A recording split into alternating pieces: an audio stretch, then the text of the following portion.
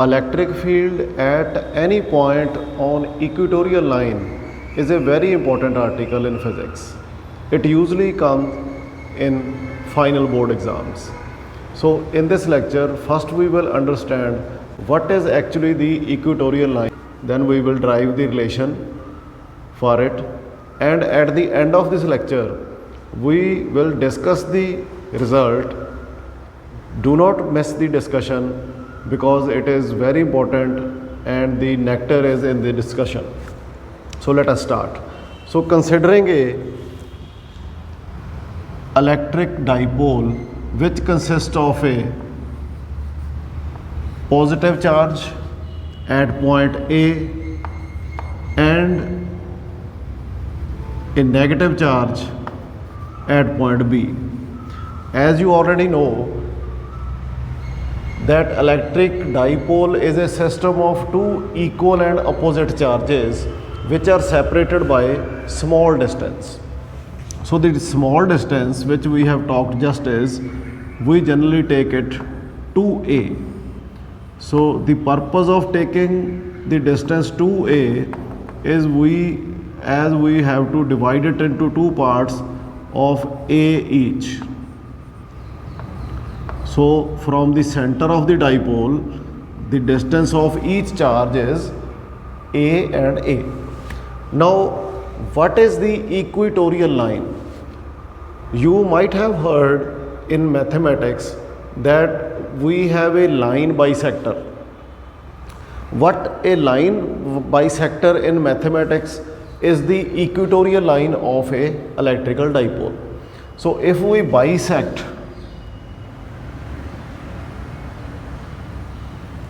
this dipole from the center into two parts, so this line is the equatorial line.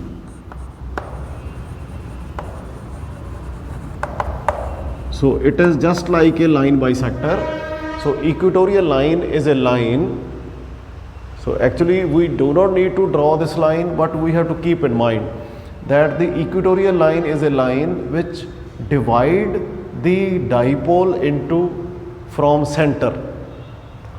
So it is a line from the center of the dipole. Now we have to find the electric field due to this dipole on any point on this line. You may take the point below the dipole, you may take the observation point above the dipole. So for our convenience, let us take the point observation point P as here.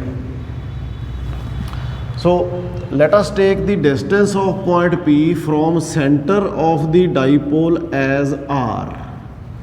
So let this distance be r from the center of the dipole. Now to calculate electric field, what we need is, we need a charge, an observation point where we are going to find the electric field, and the distance between observation point and the source charge. So if we want to write the formula for electric field of plus q charge, this positive charge which is located at point A at the observation point, we will need to write 1 upon 4 pi epsilon naught, the magnitude of the charge divided by the square of the distance between source charge and observation point. So now first task is to calculate the distance from A to P. Now in this right angle triangle POA, the base is A and the perpendicular is R. So we will just apply Pythagoras theorem just to calculate the distance of the length of the hypotenuse. So the distance of hypotenuse, that is AP, can be written as AP square equal to OA square plus OP square, which will give me A square plus R square, or AP will be, I may write it as, for my convenience, R square plus A square under the root. So this is my AP. So Now I have to put the square of the distance over here. So the square of the AP will be a square plus r square, or you may write it as r square plus a square. Now we have to write towards which this electric field vector is directed, that is direction of this electric field. So to find the direction of electric field due to this positive charge at P will be given by just imagining a test charge placed at P, and the motion of this test charge will give us the direction of electric field due to this point charge plus Q. So just imagine here a positive test charge is placed and it is free to move, then where it will go due to this charge? So definitely it will go like this. So suppose that this is our E plus Q vector. Now we will take a imaginary point x over here and we will write it at along px. So this is the px signifies the direction of electric field vector due to plus q charge. So this also forms my equation number 1. Now coming to the negative charge which is placed at B, and in by similar method as we have calculated for electric field due to charge plus q, we will write the equation of electric field by charge minus q at P. So likewise I will need the same things. So 1 upon 4 pi epsilon naught is the standard term, and magnitude of charge, magnitude of minus q is q divided by the distance P to B. So if you see, it is very symmetrical with the left hand side. So as we have calculated AP, our BP will be same like that of BP square will be r square plus a square again. So I will have r square plus a square in the denominator. And what about the direction? So just see, by placing a test charge at P, then allow it to move freely. So this is a negative charge and the test charge is positive, so it will move towards the source charge. So this will give me the direction of E minus Q. So letting a point y over here, and I can write along Py. So students, these equations are my electric field vectors which are due to positive and negative charges at our observation point. Now our task is to find the resultant of these two vectors. So we can find the resultant by 2 or 3 methods, but most conveniently, and which is given in your NCERT book, that I will make you understand over here. So as these are two vectors which are, you can see, acting simultaneously at this point P, so you can apply here parallelogram's law of vector addition here. But more easily, if you divide this E plus Q vector and E minus Q vector into its components, into its rectangular components, then breaking this first vector into its rectangular components will give me one component along x-axis, which I may call E plus Qx, and one component along y-axis. So this I will call E plus Qy. So if I have to divide this vector into two mutually perpendicular components, then I must write here the angle to which this original vector is inclined with x-axis. So let this angle be theta, which the x component makes with the E positive vector. So likewise the E minus Q vector, so this one can also be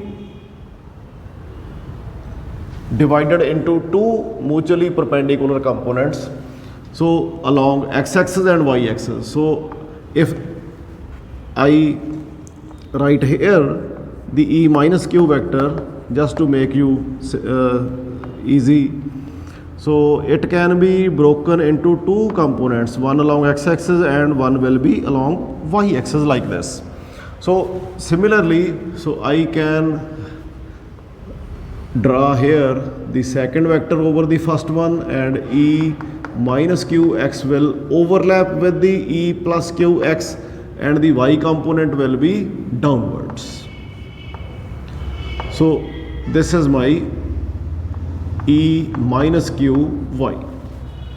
This one is. So I think it will be clear to you now. So if you see E plus Q y and E minus Q y, they are equal in magnitude and opposite in direction, and they are acting along same line of action. So these vectors will cancel each other. So all the y components of both the vectors will cancel each other, and what we will get as a resultant is the addition of x components of vectors. So this will give us the electric field resultant. So E resultant, which I can write here as E minus Qx plus E plus Qx. So as you see, the magnitude of both the vectors is same. So therefore, what is the value of E minus Qx and E plus Qx? It will be magnitude of E into Ex into cos of the angle between these plus Ex into cos of the angle. So let me add these two. So this will give me 2Ex into cos of the angle, which is over here. So let me put the value of magnitude of Ex. So magnitude of E is same from both the vectors. So this will give me the result 2 times E is my 1 upon 4 pi epsilon naught Q by R square plus A square into cos theta. My next task will be to find the value of cos theta from this diagram and putting it here. Now you will see that if this angle is theta, then this angle will also be theta, making with the line of dipole and this line. So this angle will also be theta, because this line is parallel to this one and this line is parallel to AB. So these two angles will be same. Now in this right angle triangle POA, cos theta can be written as, so what will be the cos theta? Cos theta will be base over hypotenuse. So base is my A and hypotenuse will be the side PA, which is I have written over here. So it is R square plus A square under the root. So this is my cos theta. So putting the value of cos theta over here, so I will get E as 2Q upon 4 pi epsilon naught R square plus A square into the value of cos theta, which is A upon R square plus A square under the root. So what will be the direction of the resultant? The direction of the resultant will be towards x-axis, along x-axis. Okay. Now rearranging some terms, what we will get? E as 2QA, or you may write it as Q into 2A divided by 4 pi epsilon naught r square plus a square, here it is power 1 and here it is r square plus a square power half. So r square plus a square raised to power 1 plus half. So along x axis. So q into 2a, it is our dipole moment, and in the denominator it is 4 pi epsilon naught r square plus a square raised to power 3 by 2 along x axis. Now this is our final derivation, final result of electric field at any point on the equatorial line of an electric dipole. Now coming to special cases. For first special case is if r is very greater than a, that is our observation point is very far away from the dipole, either in this direction or in this direction, then what will be the result? What will be its effect on the result? If r is very greater than a, then r square will be much greater than a square, because if you square any smaller term, then it will become more smaller. You can take the example of 0.1 square. 0.1 is already smaller value, and when you square it, it will become 0.01. Okay. Now neglecting the value of a square as compared to r square, so what our result will become? It will be p upon 4 pi epsilon naught r square raised to power 3 by 2. Now if you solve these two powers, what you will get is p upon 4 pi epsilon naught r raised to power 2 multiplied by 3 by 2. So 2 and 2 cancel with each other, and the result will be p upon 4 pi epsilon naught r cube. So this is my E. So again, the dependence of E is inversely proportional to r cube. So as you have seen in the axial line derivation, there also the dependence of electric field was inversely as cubical power of distance. So as we will move away from dipole, the electric field will reduce cubically. So this is the difference between the electric field of a dipole and the electric field of a single charge. In the case of a single charge, the formula was E equals to 1 upon 4 pi epsilon naught q by r square. So clearly the dependence of E was with r square. So the electric field reduces square inversely as we move away from a single charge.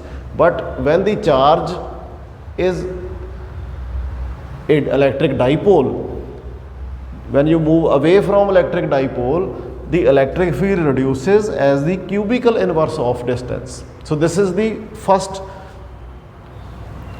result of discussion.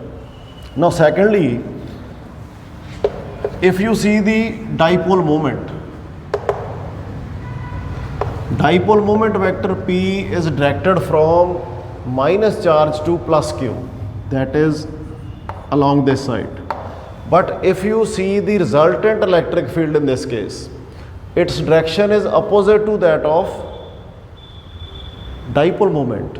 So that's why we can introduce here a negative sign, which will tell us the direction of dipole moment with electric field in the case when the observation point is at equatorial line of the electric dipole.